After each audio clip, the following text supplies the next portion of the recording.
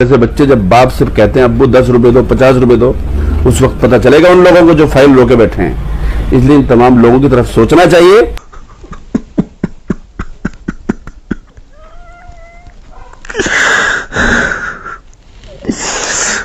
आज हमारे बच्चे भूखे मर रहे हैं। आज हमारे पास उनको खिलाने के भी पैसे नहीं है। घर चलाने के लिए उधार लेना पड़ रहा है। बच्चा अगर 10 रुपए भी मांगता है तो हम सोचते हैं 10 रुपए कहां से देंगे। चौकी अहमद भाई साहब, ये बात मैं नहीं कह रहा हूं, ये बात दिल्ली के मस्जिदों में जो नियुक्त मौलवी और मौलाना है वो कह रहे हैं, और वो सड़कों पे उतरे हुए हैं। आजकल हमारे दिल्ली प्रदेश के जो मुख्यमंत्री हैं केजरीवाल उर्फ सर, बहुत बड़ी पशुपेश में पड़े हुए हैं। वो सोच रहे हैं कि मैं इधर जाऊं या उधर जाऊं, बड़ी मुश्किल में हूं, किधर जाऊं। एक तरफ कुआं है तो दूसरी तरफ खाई है। अगर वो बहुसंख्यक समाज को प्रसन्न करने की कोशिश करते हैं, यानी सनातनी समाज हिंदुओं की, तो ये मुल्ला मौलवी भड़क जाते हैं। दूसरी तरफ अगर इन मुल्ला मौलवियों को वो तनख्वाह देते हैं तो मंदिर के पुजारी, जैसे आपने निगम के इलेक्शन में देखा होगा, मंदिरों में पोस्टर और बैनर चस्पा कर दिए थे कि मौलानाओं को तनख्वाह, तो हमें तनख्वाह क्यों नहीं दी जा रही। और बहुत परेशानी में है हमारे देश के, हमारे क्षमा चाहूंगा दिल्ली प्रदेश के मुख्यमंत्री केजरीवाल जी। अभी मैं आपको एक वीडियो दिखा रहा हूं किस तरह ये मौलाना केजरीवाल के खिलाफ सड़कों पर उतरकर प्रदर्शन कर रहे हैं। और इनकी अगुवाई, इनके सरगना, क्षमा चाहूंगा मैं सरगना बोल गया, जो इनके मुखिया हैं वो है मौलाना साजिद रशीदी। वही मौलाना साजिद रशीदी जो दिन रात टीवी डिबेटों में आकर काफिरों को कोसते हैं, यानी मूर्ति पूजकों को कोसते हैं, और वो कहते हैं कि हमारे लिए काफिरों का पैसा हराम है। मौलाना साजिद रशीदी जी, मैं आपको बता दूं, भारत के अंदर जितना टैक्स पेयर है 94 से लेकर 95 तक यही काफिर लोग हैं। अब किस मुंह से आप कहते हो कि मौलानाओं की तनख्वाह 8-8 महीने से रुकी पड़ी है? क्या 8 महीने में ही इनकी भूखों मरने की नौबत आ गई? और दिल्ली में जो हजारों मंदिर हैं जिनके पंडितों को ना तो केंद्र सरकार पैसा देती है, ना ही दिल्ली की राज्य सरकार, केजरीवाल की सरकार उनको कोई तनख्वाह देती है, तो उनके बच्चे किधर जाएंगे? वो अपने बच्चों का गुजारा कैसे करेंगे? आपको तो जकात फाउंडेशन के नाम से 56 मुल्क इमदाद देते हैं, दूसरी तरफ जमीयते उलेमा हिंद आपको देता है, और आपका सबसे बड़ा जो आका है वक्फ बोर्ड, जो दुनिया के किसी देश में नहीं है, केवल भारत में ही यह अधिकार है मुसलमानों को, यानी संप्रदाय विशेष वालों को, कि उन दूसरों की जमीन पे कब्जा करो और उनकी संपत्ति पे उनके आपके बाप दादाओं का हक है। मैं तो कहता हूं कि वक्फ बोर्ड को ही भंग कर देना चाहिए। अरे भाई, आप तो सिर्फ 8 महीने में भूखे मरने लग गए, आपके पास 10 रुपए नहीं है। लेकिन जो मंदिरों के पुजारी है जिनको आज तक तनख्वाह नहीं मिली, और मंदिरों में जितना चढ़ावा आता है बड़े बड़े मंदिरों में देश के, वो चढ़ावा भी आप लोगों के मदरसों पे और आपके मौलवियों की तनख्वाहों में चला जाता है, हज की सब्सिडी में चला जाता है। तो ये सनातन समाज किधर जाए, हिंदू समाज किधर जाए? मैं ज्यादा नहीं करूंगा, पहले आप ये वीडियो देखिए किस तरह सड़कों पर ये चिल्ला रहे हैं।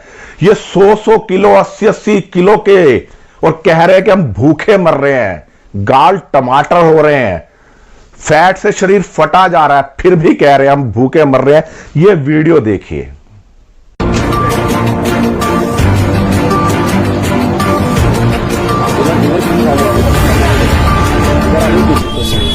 8 महीने से सैलरी रुकी हुई है, और ये एक बार नहीं है, जब से केजरीवाल सरकार आई है 4था 5वां वाकया है। मेरा बच्चा B.Pharma करता है, उसकी फीस कटने तक की जमा करने की हमारी गुंजाइश कभी नहीं 11 है। महीने की रुक जाती है, कभी 4 महीने की, कभी 6 महीने की, कभी 10 महीने की। 8 महीने से सैलरी रुकी हुई है और ये एक बार नहीं है। जब से केजरीवाल सरकार आई है, चौथा 5वां वाकया है। दिक्कत तो दिक्कत ही है, जब हमें जिस बात के ऊपर मजदूर बनाया, मिसाल के तौर पर मजदूर को मजदूरी नहीं मिली तो दिक्कत ही दिक्कत है भाई। जब हमें मुलाजिम रख रखा है, नौकर रख रखा है, सारी प्रॉपर्टी की हम देख रेख करते हैं, सफाई करते हैं, सुथराई करते हैं, वक्त पे पाबंदी के साथ, और फिर भी हमारे वो जो मिलना चाहिए अज्र उसका वो नहीं मिलता। मेरा बच्चा बी फार्मा करता है, उसकी फीस करने तक की जमा करने की हमारी गुंजाइश नहीं है। मैंने लिख के भी दिया था यहाँ से, स्कॉलरशिप के लिए भी फार्म भरा हुआ है, वो मैंने इनसे महफूज साहब से भी, सीओ साहब से, इनसे मिले, लेकिन अब तक कुछ नहीं मिला।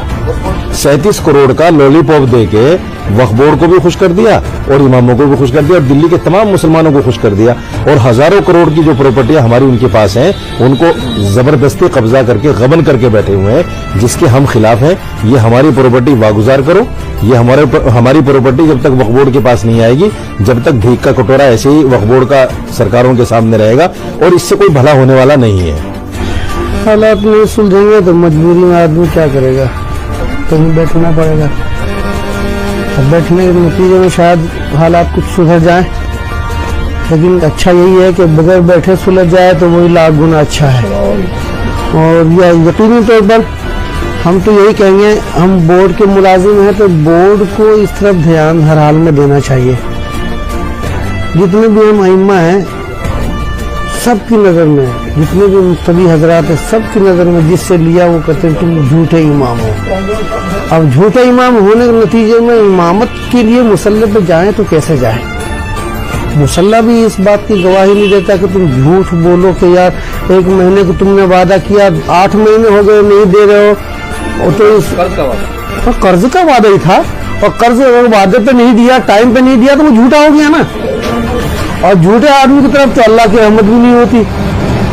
तो अब देखिए क्या बोर्ड की जिसके हम मुलाजिम हैं वो कहाँ तक झूठ बनाते हैं। सीएम साहब तो देखिए पहले हम ही लोग थे, जाते थे तो गोद में बिठाते थे, 50 भी होते थे, 50 कुर्सियां लाके अरेंजमेंट करके बीच में बैठ के बात करते थे। अब तो दोनों तरफ गेट लगा दिया, नो एंट्री, कहते कोई भी नहीं जाएगा।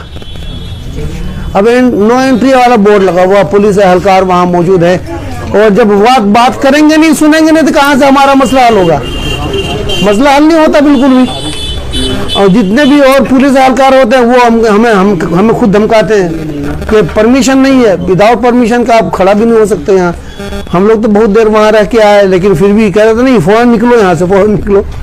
जो हजरात इसमें मुलव्विस है, नाम नहीं लूंगा, उन तमाम लोगों को, इन इमामों की, इन बच्चों की जरा सा खबरगिरी करनी चाहिए। अगर तुम्हारे साथ ऐसा होगा, तुम्हारी 1 महीने की या 2 महीने की सैलरी रुकेगी, उस वक्त पता चलेगा कि घर का राशन, घर का चूल्हा, और रोजाना प्यारे प्यारे से बच्चे जब बाप से कहते हैं अब्बू 10 रुपए दो, 50 रुपए दो, उस वक्त पता चलेगा उन लोगों को जो फाइल रोके बैठे हैं। इसलिए इन तमाम लोगों की तरफ सोचना चाहिए। आज ये इतने हैं, कल इससे ज्यादा होंगे, परसों इससे ज्यादा होंगे। जो लोग इसमें मुलव्विस हैं उनको समझना चाहिए, अल्लाह के वास्ते इनके बच्चों की तरफ, इनकी तरफ, और जो इनका खुलूस जो मुसल्ले पर जाकर के खड़े होते हैं कि ये उधार लेते लेते क्या साल भर ऐसे ही गुजारेंगे? 1 बार, 2 बार, 5 बार कोई उधार देगा, 6ठी बार कोई नहीं देता है। और हर कोई इमाम बेचारा ये कह करके उधार ले रहा है कि साहब आप इतने मुझे 1000 रुपए दे दीजिए, मुझे कमरे का किराया देना है, अगले महीने मुझे उम्मीद है कि तनख्वाह मेरी आ जाएगी। देने वाला ये कहता है आपने मौलाना साहब ये कहा था कि अगले महीने दे दूंगा, आप तो झूठे आदमी हैं। जबकि उनकी उम्मीद होती है कि अगले महीने हो सकता आ जाए। ये झूठे करार होते हैं कि साहब आपने ये कहा था मैं अगले महीने देता, लेकिन फिर तनख्वाह नहीं मिल रही है। तो इसलिए इनको झूठा ना बनाए। और फिर मैं कहता हूं जो हजरात, इमाम तो बेचारे परेशान है ही हैं, जो हजरात सियासत करते हैं इनके नामों पर, उनको चाहिए कि इनके घरों में जाकर के इनकी खबरगिरी करें। देखिए आपने वीडियो, इनमें से कोई आपको गाल पिचका हुआ नजर नहीं आएगा। सब 80 से लेके 100-120 किलो के हैं और कह रहे हैं कि हमारे पास गुजारे के पैसे नहीं है। भाई आपके तो बहुत, मैंने जैसे पहले बताया कि आपको जकात के नाम पर पैसा मिलता है, आपको जमीयत उलेमा हिंद आपको पैसा देता है, दिल्ली वक्फ बोर्ड आपको पैसा देती है, और 8 महीने में ही आपकी भूखों मरने की नौबत आ गई। अगर वहां से पैसा नहीं मिल रहा तो कोई काम धंधा कर लो। हमारे भी कई ब्राह्मण भाई हैं, पंडित भाई, जिनको मंदिर से चढ़ावा नहीं आता, सुबह शाम पूजा करते हैं, कोई 3 व्हीलर चलाता है और कोई कार्य करता है। तो भाई अगर आपको ऊपर वाला नहीं दे रहा है ना, तो आप भी कोई काम धंधा कर लो। 5 टाइम ये जो अजान देते हो, ये 5 टाइम अजान दो और उसके बाद कोई काम धंधा करो। बस इतना ही कहूंगा। अगर मेरी बातें अच्छी लगी हो तो इस वीडियो को शेयर भी करना भाई।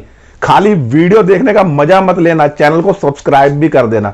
मैं हमेशा देश हित और भारत हित में बातें करता हूं, और इसीलिए मैं कट्टर पंथियों के टारगेट पे भी हूं। हो सकता है इस वीडियो के बाद भी मुझे कुछ धमकियां आए, लेकिन मैं डरता नहीं हूं, घबराता नहीं हूं, सच्चाई आपको दिखाता रहूंगा। बस इसी के साथ अपनी वाणी को विराम देता हूं। मैं आपका दोस्त, आपका मित्र राजेश भसीन, संवाद नेशन के साथ।